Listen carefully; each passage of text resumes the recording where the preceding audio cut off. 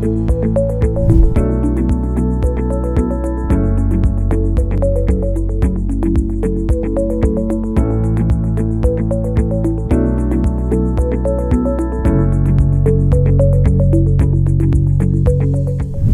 हम कैसे एक हेल्दी लाइफ जी सकते हैं? आयुर्वेद को अपनाइए, आप हमेशा स्वस्थ रहेंगे। ये आयुर्वेद है क्या? आयुर्वेद एक चिकित्सा पद्धति नहीं बल्कि जीवन का विज्ञान है। आयुर्वेद एक गेस वर्क पर आधारित है। हम वात पित्त कफ की बात करते हैं और इन तीनों का बैलेंस में रहना ही स्टेट ऑफ हेल्थ है। माना हमारी जिंदगी में पैसा शानो शौकत बहुत जरूरी है, पर अपनी जिंदगी से ज्यादा जरूरी तो नहीं। आज हम अपनी भागदौड़ भरी जिंदगी में अपने ऊपर ध्यान देना ही छोड़ रहे हैं। इसका परिणाम ये हो रहा है कि आए दिन हम कई बीमारियों से ग्रसित हो रहे हैं। इन बीमारियों का उपचार कैसे होना है हमें ये भी नहीं पता, क्योंकि हमारे सामने इतनी सारी उपचार पद्धतियां हैं, इनमें से बेस्ट कौन सी है हमें समझ ही नहीं आता। इसी सवाल पर आज हम बात करेंगे कि आखिर क्या उपचार पद्धति हमें अपनानी चाहिए जिससे हम बीमार ही ना हो, और अगर बीमार हो जाए तो उसका इलाज काफी आसानी से हो जाए। और इसके लिए हमारे साथ मौजूद हैं डॉक्टर परमेश्वर अरोरा जी। तो सर बहुत बहुत स्वागत है आपका। नमस्कार सर, ये सवाल हर किसी के मन में है कि आखिर हम कैसे एक हेल्दी लाइफ जी सकते हैं, इसके लिए आप क्या कहेंगे? इसके लिए बिल्कुल सीधा और स्पष्ट सा मेरा जवाब है कि आयुर्वेद को अपनाइए, आप हमेशा स्वस्थ रहेंगे। आयुर्वेद को, ये आयुर्वेद है क्या? आयुर्वेद एक जीवन का विज्ञान, यानी कि एक ऐसा विज्ञान जो आपको हर पहलू पे एक दिशा निर्देश देता है स्वस्थ रहने के लिए। यानी कि आप क्या खाएं, कैसे जीवन जिएं, आप मतलब बहुत बारीकी वाली बातें, जैसे आपको सोना कैसे है, कब सोना है, जागना कैसे है, चलना कैसे है, तो सब चीजें आपके जीवन के हर पहलू पे पूरी वैज्ञानिकता के साथ और संपूर्णता के साथ जो विज्ञान आपको दिशा निर्देश देता है, सो दैट आप अपनी हेल्थ को मेंटेन कर सकें, वो है आयुर्वेद। तो आयुर्वेद को लोग अक्सर एक चिकित्सा पद्धति समझते हैं जी। तो आज आपके माध्यम से क्लियर करना चाहूंगा कि आयुर्वेद एक चिकित्सा पद्धति नहीं बल्कि जीवन का विज्ञान है। अगर आप आयुर्वेद के हिसाब से अपने खान पान को रखते हैं, अपनी जीवन शैली को रखते हैं और आयुर्वेद में जो बेसिक रेमेडी, जो प्राकृतिक चिकित्सा बतलाई गई है, उसको आप फॉलो करते हैं, तो आप देखिएगा कि आपको कभी कोई दिक्कत नहीं आएगी। ये ट्रीटमेंट वाली बात जो आती है, उपचार वाली बात जो आती है, इससे आप कोसों दूर रहेंगे।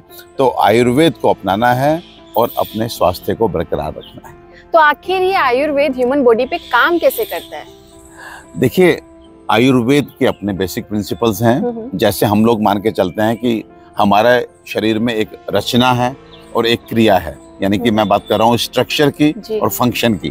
तो स्ट्रक्चरली 5 बेसिक एलिमेंट से हम सब बने हैं: आकाश, वायु, अग्नि, जल और पृथ्वी। तो उन 5 बेसिक एलिमेंट्स को हमेशा हमें बैलेंस में रखना है। नंबर 2, अगर हम फंक्शन की बात करते हैं तो ये हमारा शरीर त्रिदोषज है, यानी कि आजकल एक शब्द बड़ा आपको सुनने को मिला होगा, वात पित्त और कफ।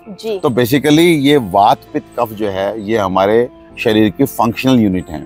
तो ऐसे मान सकते हैं कि जब तक ये पंच महाभूत जो हमारे शरीर की संरचना को मेंटेन कर रहे हैं और त्रिदोष यानी वात पित्त कफ जो हमारे शरीर की क्रिया को मेंटेन कर रहे हैं, जब तक ये बैलेंस में रहते हैं, हम कहते हैं हम हेल्दी हैं। जब इनका इम्बैलेंस होता है तो वी बिकम सिक, हम बीमार पड़ जाते हैं। और इम्बैलेंस हुए वात पित्त कफ को वापस से बैलेंस में लाना, वो चिकित्सा है। तो बड़ा सिंपल है कि रोगस्तु दोष वैषम्यम दोष साम्य आरोग्यता, यानी कि वात पित्त कफ का अपने बैलेंस से हट जाना ही रोग है। इनका सम रहना, बैलेंस में रहना हेल्थ है, और इनको विषम हुए दोषों को वापस से सम करना, बैलेंस लाना ही चिकित्सा है। तो आज हम जिस मॉडर्न साइंस में रह रहे हैं, वहाँ पे एक्सरे मशीन द्वारा शरीर का परीक्षण किया जाता है। वहीं अगर हम आयुर्वेद को देखें तो नाड़ी परीक्षण द्वारा ही रोग का पता लगाया जा सकता है। तो क्या ये पूरा आयुर्वेद एक गेस वर्क पर आधारित है? बिल्कुल नहीं। देखिए, नाड़ी परीक्षा अपने आप में एक बहुत बड़ा वैज्ञानिक पक्ष है। जो हमारे बड़े जो होते थे, उनको इतना परफेक्शन था कि वो नाड़ी पकड़ करके मींस पल्स एग्जामिनेशन से ही ये बता देते थे कि आपके शरीर में वात दोष बढ़ा है या पित्त दोष बढ़ा है या कफ दोष बढ़ा है। एंड जो दोष बढ़ा होता है उसी दोष की चिकित्सा करके आपको जो है वापस से हेल्दी बना देते थे। तो it was not a gas work, ये एक बहुत ही 100% एक्यूरेट तरीका था।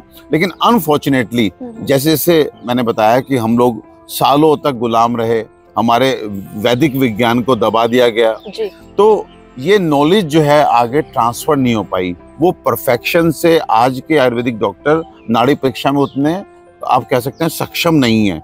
लेकिन हमारे बड़े जो पूरी तरह से आयुर्वेद को अपने जीवन में उतार चुके थे, वो नाड़ी परीक्षा द्वारा मुझे लगता है कि आज की मशीनों से भी अच्छा जो है वो डायग्नोसिस बनाते थे और लोगों को ट्रीट करते थे। लेकिन फॉर्चुनेटली अब जैसे फिर से वैदिक चीजें वापस आ रही हैं, अब आयुर्वेद की नाड़ी परीक्षा भी फिर प्रचलन में आ रही है। हमारे जो इंस्टीट्यूट्स हैं, हमारे जो कॉलेजेस हैं, वहाँ पे नाड़ी परीक्षा फिर से सिखाई जा रही है। मुझे लगता है वो दिन दूर नहीं जब आदमी जो है वो नाड़ी परीक्षा करके, डॉक्टर नाड़ी परीक्षा करके प्रॉपर डायग्नोसिस बना के आपको इन मशीनों के जंजाल से, इस टेस्टिंग के जंजाल से बाहर लेके आएगा। यानी कि नाड़ी परीक्षण से हर रोग का पता लगाया जा सकता है। देखिए, मैं फिर ये कह रहा हूँ कि हमारा जो शरीर है जी, हम बेसिकली हम वात पित्त कफ की बात करते हैं, और इन तीनों का बैलेंस में रहना ही स्टेट ऑफ हेल्थ है जी। तो अगर कभी भी ये ऊपर या नीचे होते हैं किसी भी रोग में, तो वहां पर हम लोग जो है वो नाड़ी परीक्षा द्वारा ये गैस करके कि वात दोष बढ़ा है, कि पित्त दोष बढ़ा है, कि कफ दोष बढ़ा है, या इनकी कमी है, तो इनकी कमी को पूरा करने के लिए हमारे किचन में जो मसाले हैं, हमारे आसपास नेचर में जो हर्ब्स हैं, हम उनका सारा लेके उसको बैलेंस लाते हैं और शरीर में कोई भी रोग क्यों ना हो वो जो है वो ठीक हो जाता है। मैं एक उदाहरण यहाँ पे आपको देना चाहूंगा। आपको पेट में दर्द होता है जी, तो हम ये मान के चलते हैं कि आपके शरीर में, आपके पेट में वायु बढ़ी हुई है, तो आप अजवाइन खाइए, आपको आराम मिलेगा। आपको सिर में दर्द हो रहा है तो वहां भी वायु बढ़ी हुई है, वहां भी आप अजवाइन खाइए, आपको आराम मिलेगा।